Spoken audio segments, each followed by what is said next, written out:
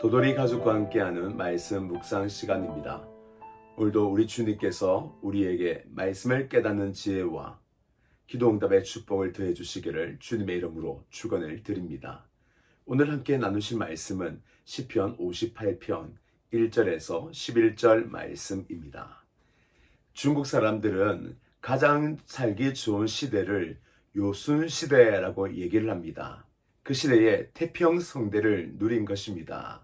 그 시대를 가리켜 되돌아올 수 없는 좋은 시절이다라고 명칭을 부릅니다.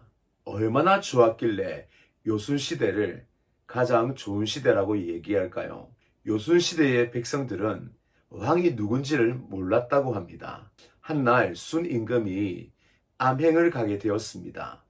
한 주막에 들러서 술을 마시는 척하며 그 주막 주인에게 물어보았습니다. 요즘 살기 어떤가? 라고 물은 거죠. 이때 주막 주인이 얘기합니다.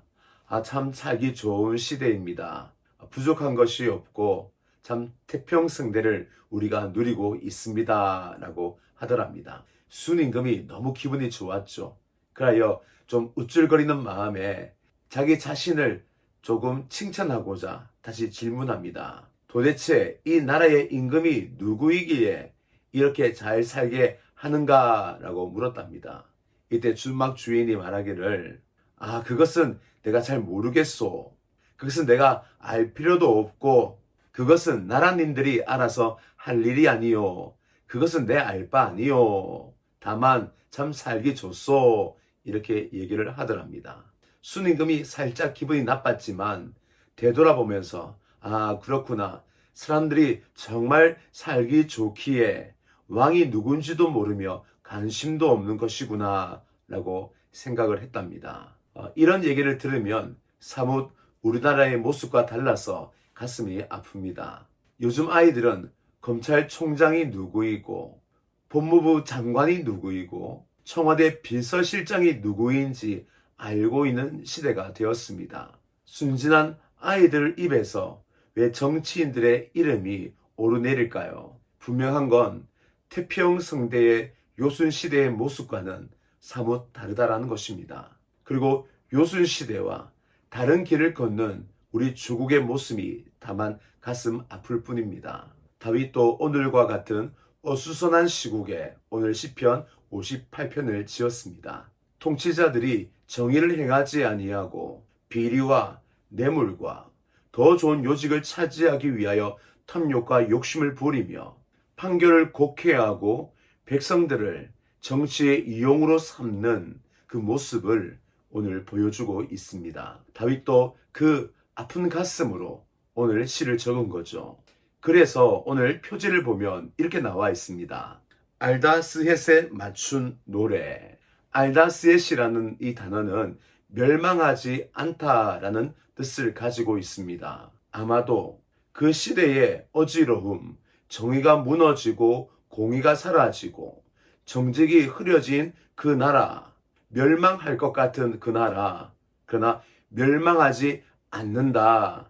왜냐하면 하나님이 다스리고 계시고 하나님이 곧 그들을 심판하실 것이기에 다시 이스라엘은 회복될 것이다 라는 그 암시를 가지고 있는 곡조입니다. 거짓 통치자에 대한 하나님의 다스림이 임하게 될 것이며 영원한 하나님의 통치가 이 땅에 임할 것이다 라는 암시를 가지고 오늘 다윗은 시를 적은 것입니다. 따라서 다윗은 먼저 오늘 이 시편을 통하여 통치자에 대하여 말합니다. 통치자들아, 정말 너희들이 해야 할 일을 하라 라고 요청하고 있습니다. 1절 말씀을 보시면 통치자들아, 너희가 정의를 말해야 하거늘 어찌 잠잠하냐. 인자들아, 너희가 올바르게 판결해야 하거늘 어찌 잠잠하냐. 지금 그들이 공의와 정의를 외치고 행해야 하는데 거기에 대해서는 잠잠하다라는 겁니다. 그래서 말합니다. 통치자들아, 정말 너희들이 해야 할 일을 알지 못하느냐. 이 통치자란 단어는 우리가 다스리다라는 뜻이죠. 근데 이 다스리다라는 단어가 히브리에서는 섬기다라는 말입니다.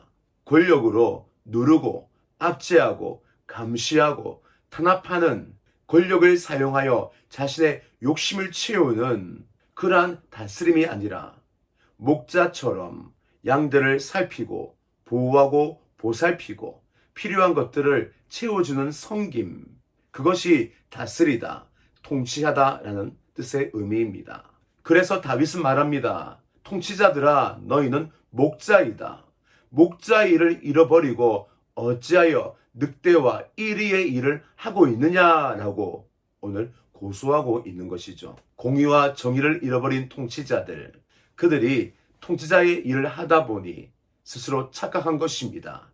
자신들이 스스로 임금인 줄을 스스로가 속임을 당한 것이죠. 그리하여 보호와 그들이 섬기는 사역은 그만두고 자신들의 지위와 명예와 탐욕과 욕심을 채우기 위하여 자신들의 권력, 통치권을 오염시킨 모습을 보여주었던 것입니다. 그들은 자신의 통치권을 강화시키기 위하여 폭력을 일삼고 또한 사람들이 자신을 지지하도록 만들기 위하여 거짓과 손동과 속임수로 행합니다. 때로는 독한 독을 가지고 있어서 자기를 저항하는 자들에게는 자신의 입의 독으로 죽이기도 하는 것입니다. 그래서 다윗은 한 번 더 외치는 겁니다. 통치자들아, 정말 너희 할 일을 하라. 너희는 대리 통치자이다. 대리 통치자인 걸 잊지 말라라고 말하는 겁니다. 오늘 이 말씀을 우리가 잘못 적용시키면 이 땅의 정치인을 비난하고 비판하는 곳으로 나아갈 수 있습니다. 그러나 항상 성경은 우리를 향하여 말씀의 화살, 종곡을 찌릅니다. 먼저 우리를 살펴야 하는 것이죠. 우리는 하나님의 대리 통치자입니다. 우리는 우리 삶의 주인이 아닙니다. 우리 삶을 잘 다스려 하나님께 올려드려야 합니다. 나의 가정에서, 회사에서, 직장에서, 일터에서, 내가 있는 곳에서 나는 하나님이 보내신 자로서 우리는 그곳에서 대리 통치자가 되어 선한 영향력을 보여주고 내가 뜻하는 바, 내 욕심과 탐욕이 아니라 하나님의 선하신 뜻하신 바, 섬김과 돌봄과 더불어 사는 세상 속에서의 선한 영향력을 끼쳐야 하는 것입니다. 하나님은 나를 내가 있는 곳에 목자로서 보내주셨습니다.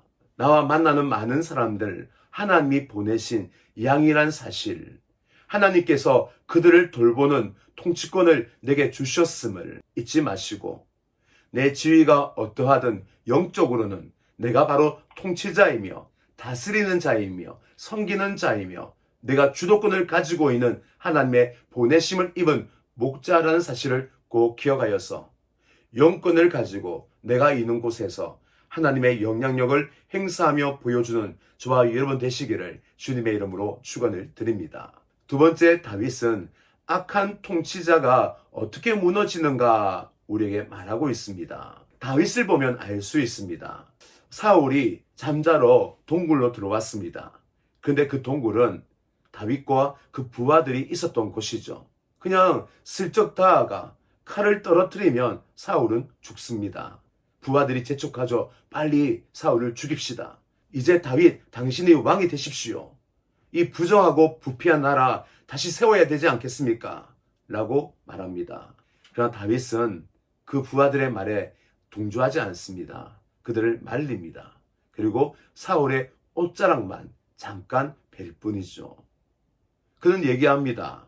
하나님께서 기름 부은 자를 나는 어찌할 수 없다. 하나님께서 기름 부은 자를 내가 어찌하겠는가 라고 말을 합니다.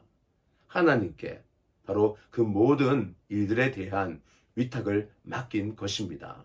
다윗은 알았습니다. 하나님이 세운 통치자, 자신의 손에 달린 것이 아니라 하나님의 손에 달렸음을. 그리하여 오늘 다윗이 말합니다. 악한 통치자 어떻게 무너지는가? 바로 의인의 기도로 무너지는 겁니다. 의인의 칼이 아니라 바로 의인의 기도입니다. 왜냐하면 통치자 위에 진정한 참 통치자 하나님이 그들을 심판하시기 때문입니다. 그래서 세 번째, 다윗은 이어서 말합니다. 세상을 심판하는 하나님이 계신다. 그것을 잊지 말라라고 하는 겁니다. 다윗은 이스라엘 시대의 모델 왕이었습니다. 하나님이 믿음으로 살았던 왕들에 대하여 어떻게 평가를 하시냐면 그들이 다윗의 길로 갔더라라고 평가합니다. 다윗의 길, 그것은 왕들이 걸어가야 할 모델의 길이었습니다. 다윗이 어떤 길을 갔기에 하나님이 그를 모델 왕이라고 하실까요? 다윗은 철저했습니다. 자신가 대리 통치자임을. 자신 마음대로 통치하지 않았습니다. 함부로 제멋대로 통치하지 않았습니다. 오직 하나님의 말씀에 근거하여 하나님 말씀이 이 땅을 통치하도록 그 또한 말씀에 순종하며 말씀의 통치를 받는 사람으로서 그 통치가 흘러가도록 다만 그 역할을 했던 것뿐입니다. 그가 통치자였지만 진짜 통치자 하나님의 심판을 항상 두려워하였고 그 또한 자기의 행실이 심판대 앞에서 하나님의 심판을 받을 것을 그는 분명히 보았기 때문입니다. 저와 여러분, 우리는 이 땅에서 함부로 살 수 없습니다. 그 이 땅에 사는 동안 여러분, 내가 주인이 아니라 하나님이 주인이시며 왕이심을 잊지 마십시다. 우리의 삶이 청지기직이요 대리 통치자이기에 우리는 사명을 감당해야 될 사명자임을 잊지 마십시다. 우리가 하나님 앞에서 결산할 때에 부끄러움이 없고 칭찬을 듣는 충성된 종으로 설 수 있기를 주님의 이름으로 축원을 드립니다. 오늘 하루 내 직장에서, 가정에서, 일터에서, 삶터에서 하나님의 선한 영향력을 보여주는 통치자로서의 삶을 충실히 살아가시기를 주님의 이름으로 축원을 드립니다.